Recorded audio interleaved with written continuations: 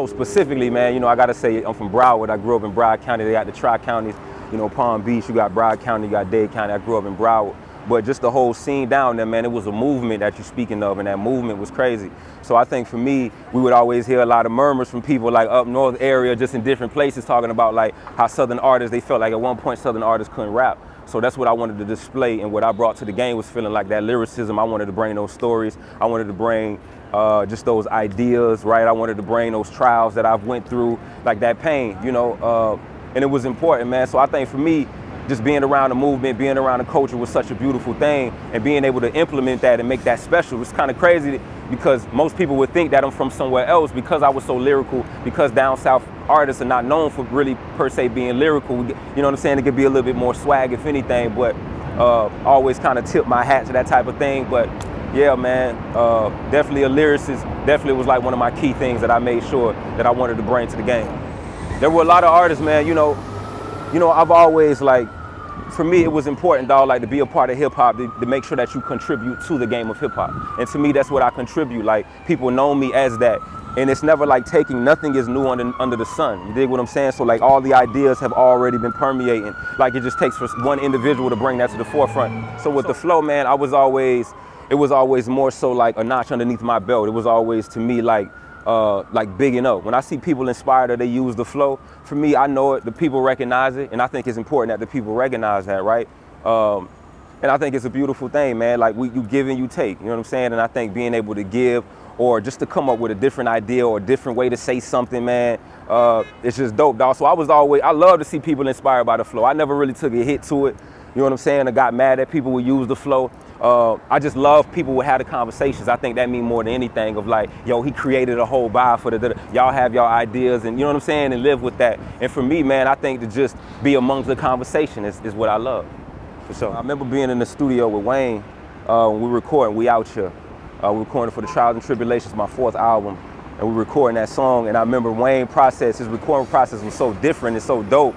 That Wayne, he had a skateboard before. Like before he would get into his old session, he had a whole skateboard session beforehand. So I just thought that was really cool to watch his process for him not to pick up a pen or a pad and just to have it all in his mind, do a couple skate tricks, go up a ramp, and then go in there and provide and deliver a dope verse.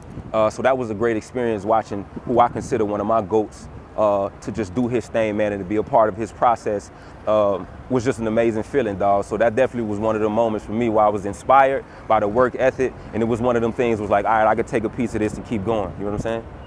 It's gonna work or it's gonna work. That's the mentality. It's gonna work or it's gonna work.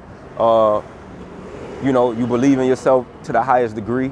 You know, you call it to yourself like a mantra. You know, that's how kind of what I feel like you used to do at those times was like really call it forward, you know what I mean? Call that presence and that manifestation, so to speak.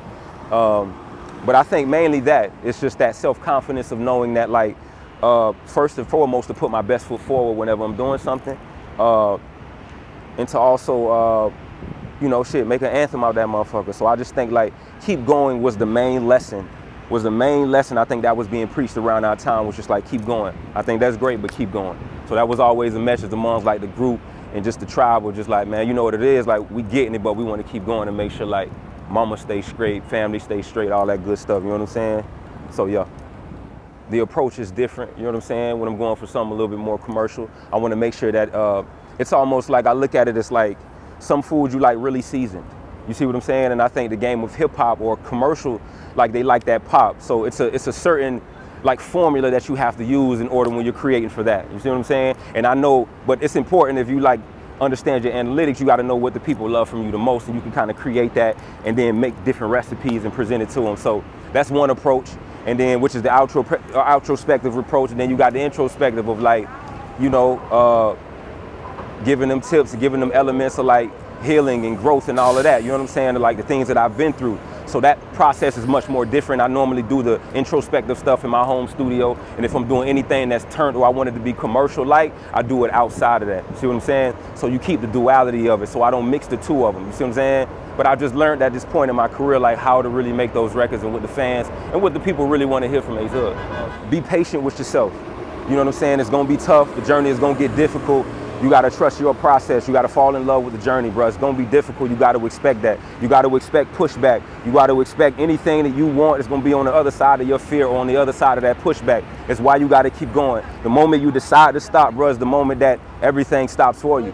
But if you continue to keep your foot moving, man. So take small splashes. I know everybody want to be big time. They want the big budget videos. You want big budget this and that. Make small steps, bro. You know what I'm saying? Drop a song, you know, and then after dropping a song, drop a few more songs. And then you eventually build up and lead to a project. But yeah, man, I would say build value in yourself. Ultimately, that's what I'm telling you. It's to build that value in yourself. So now you can approach a label, or now you can sit down and you can set the terms and your agreement in terms of like how things should look for you, how you want them to look. And then you want to build trust with your partners too. You know what I'm saying? Show a person like you can handle $10. If I give you $10, can you handle that? Can you turn it into 20? Can you take $100? You dig what I'm saying? So that's that process. But if you invest in yourself, nobody can take that power away from you.